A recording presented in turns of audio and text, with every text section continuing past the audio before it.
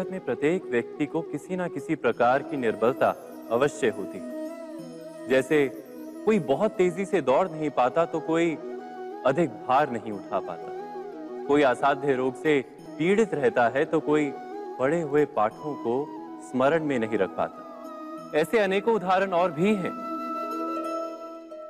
क्या आप किसी ऐसे व्यक्ति को जानते हैं जिसे सब कुछ प्राप्त हो और हम जीवन की उस एक निर्बलता को जीवन का केंद्र मानकर जीते हैं? इस कारणवश हृदय में दुख और असंतोष रहता है सदा। निर्बलता मनुष्य को जन्म से अथवा संजोग से प्राप्त होती है, किंतु उस निर्बलता को मनुष्य का मन अपनी मर्यादा बना लेता है। किंतु कुछ व्यक्ति ऐसे भी होते हैं जो अपने पुरुषार्थ और श्रम से उस निर्बलता को पराजित कर देते हैं।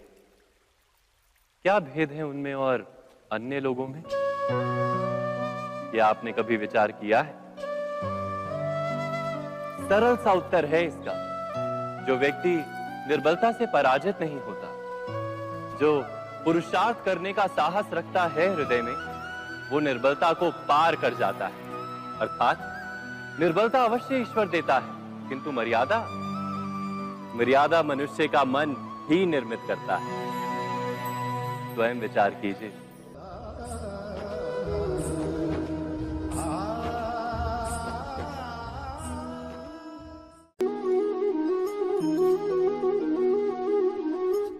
भविष्य का दूसरा नाम है संघर्ष। हृदय में आज इच्छा होती है और यदि पूर्ण नहीं हो पाती तो हृदय भविष्य की योजना बनाता है। भविष्य में इच्छा पूर्ण होगी ऐसी कल्पना करता रहता है, किंतु जीवन ना तो भविष्य में है ना अतीत में।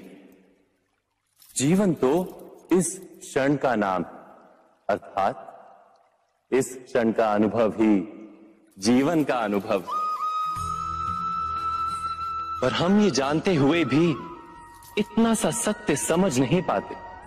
या तो हम बीते हुए समय के स्मरणों को घेर कर बैठे रहते हैं, या फिर आने वाले समय के लिए हम योजनाएं बनाते रहते हैं और जीवन जीवन बीत जाता है। एक सत्य यदि हम हृदय में उतार लें कि ना हम भविष्य देख सकते हैं, ना ही भविष्य निर्मित कर सकते हैं, हम तो केवल धैर्य और साहस के साथ भविष्य को आलिंगन दे सकते हैं, स्वागत कर सकते हैं भविष्य का। तो क्या जीवन का हर पल जीवन से नहीं भर जाएगा? स्वयं विचार कीजिए।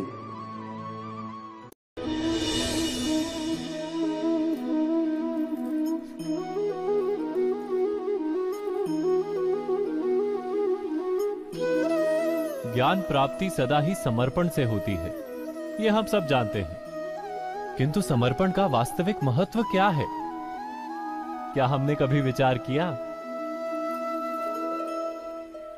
मनुष्य का मन सदा ही ज्ञान प्राप्ति में विभिन्न बाधाओं को उत्पन्न करता है।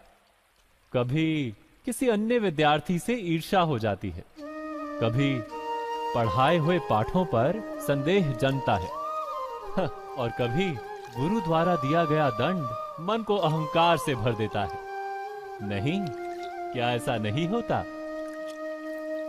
न जाने कैसे कैसे विचार मन को भटकाते हैं और मन की इसी अयोग्य स्थिति के कारण हम ज्ञान प्राप्त नहीं कर पाते।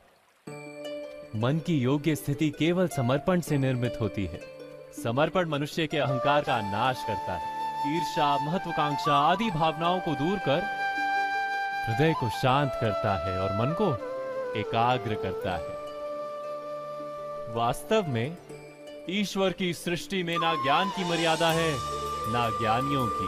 गुरु दत्तात्रेय ने तो गाय और श्वान से भी ज्ञान प्राप्त कर लिया था।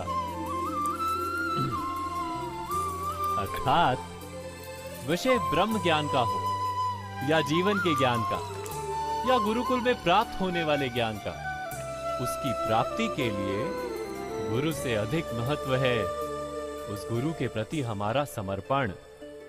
क्या ये सत्य नहीं?